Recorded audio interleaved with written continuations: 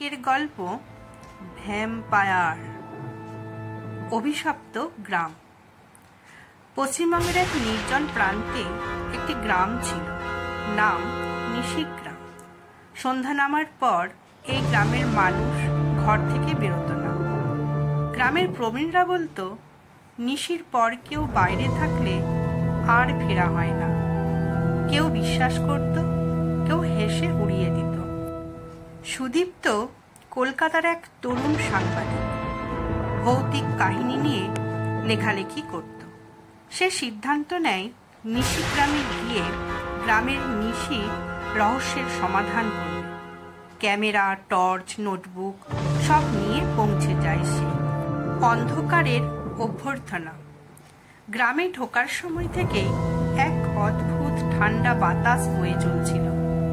মানুষজন মুখ গোমড়া করে তাকাচ্ছিল। একটি বৃদ্ধা তাকে বলে, বাবা ফিরে যা, রাতের পর এখানে কেউ বাঁচে না। সুদীপ্ত গুরুত্ব দেয় না। সে একটা পুরনো কাঠের গেস্ট হাউসে থাকে, যেটা বহু বছর ধরে খালি। রাত 12টা নাগাদ সে বাইরে বেরোয় ক্যামেরা নিয়ে। চাঁদের আলোয় সে দেখে একটা কালো ছায়া গাছের নিচে দাঁড়িয়ে।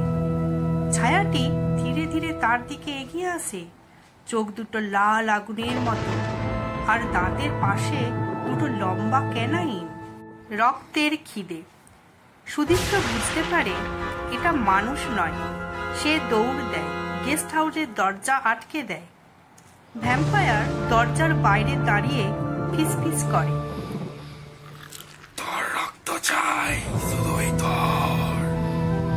রাত ভর ঘুমোতে পারে না সে। সকালে গ্রামের পুরোহিতকে খুঁজে পায়, বৃদ্ধ কিন্তু জ্ঞানী মানুষ। পুরোহিত বলে, ওটা রায়বাড়ির শেষ সন্তান রাজীব। 1857 সালে সে অভিশপ্ত হয়েছিল। ব্রিটিশদের হয়ে গ্রামের মানুষ খুন করত। শাস্তিস্বরূপ এক ব্রাহ্মণ তাকে অভিশাপ দেয়, সে রক্তক্ষেকো হয়ে চিরজীবী থাকবে, কিন্তু দিনের আলোয় পুড়ে ছাই হয়ে যাবে। শেষ সন্ধ্যা। সুদীপ্ত সিদ্ধান্ত নেয় এবার শেষ করতে হবে এই রক্তচক্র। পুরোহিত তাকে দেয় রূপোর ছুরি আর ভগবানের আশীর্বাদ বলে। রাত নামলে সে আবার মুখোমুখি হয় ভ্যাম্পায়ারের সঙ্গে। লড়াই শুরু হয়। ভ্যাম্পায়ার বলে, তুই আমার মতোই একদিন রক্ত খুঁজবি। কিন্তু ঠিক তখনই সূর্য ওঠে। ছুরির এক কোপে ভ্যাম্পায়ারের বুকে গিয়ে পড়ে রূপোর ছুরি। সূর্যের আলোয় রাজীব পুড়ে ছাই হয়ে যায়। শেষ শব্দ। সুদীপ্ত ফিরে আসে শহরে, কিন্তু কিছুদিন পর তার বন্ধু লক্ষ্য করে আয়নাতে তার প্রতিচ্ছবি দেখা যাচ্ছে না। আর এক রাতে হঠাৎ সে বলে ওঠে, রক্তের স্বাদ অসাধারণ। নিশিগ্রামের অভিশাপ কি তবে শেষ হলো না? শেষ নাকি এটা কেবল শুরু? ভ্যাম্পায়ারের রক্তচক্র। পরবর্তী অংশ, অভিশাপের জন্ম। 1857 রায়বাড়ির রাজপ্রাসাদ নিশিগ্রাম। রায়বাড়ির রাজপুত্র রাজীব চন্দ্র সুশিক্ষিত, সুদর্শন, কিন্তু উচ্চাকাঙ্ক্ষায় ভরা। ব্রিটিশ ইস্ট ইন্ডিয়া কোম্পানির সঙ্গে আঁতাত করে সে নিজের শক্তি বাড়ানোর স্বপ্ন দেখে।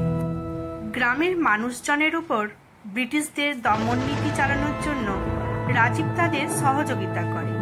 নিরীহ কৃষকদের জমি কেড়ে নেয়, প্রতিবাদীদের হত্যা করে। একদিন গ্রামের এক সাধু তপনাথ ব্রাহ্মণ রাজপ্রাসাদের দরজায় এসে বলে, তোর কর্মের ফল তুই পাবি রাজপুত্র। রক্তে যা পাপ করছিস, রক্তেই তার মূল্য চোকাতে হবে। রাজীব হেসে উড়িয়ে দেয়, কিন্তু সেই রাতেই এক পূর্ণিমায় সে ঘুম থেকে জেগে ওঠে। গলা শুকিয়ে কাঠ, পানি নয়, তার খিদে রক্তের জন্য।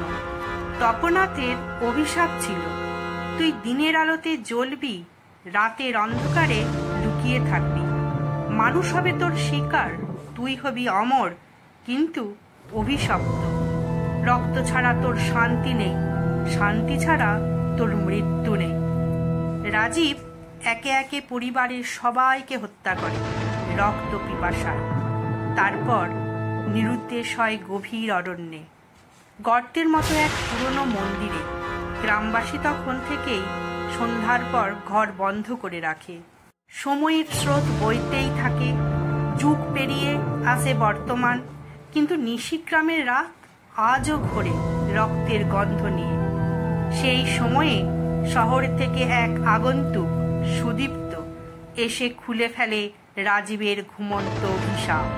পরবর্তী অধ্যায়, রক্তপিপাসু সাংবাদিক। সুদীপ্ত কি বাঁচতে পারবে নিজের মধ্যেকার পশু সত্তার সঙ্গে?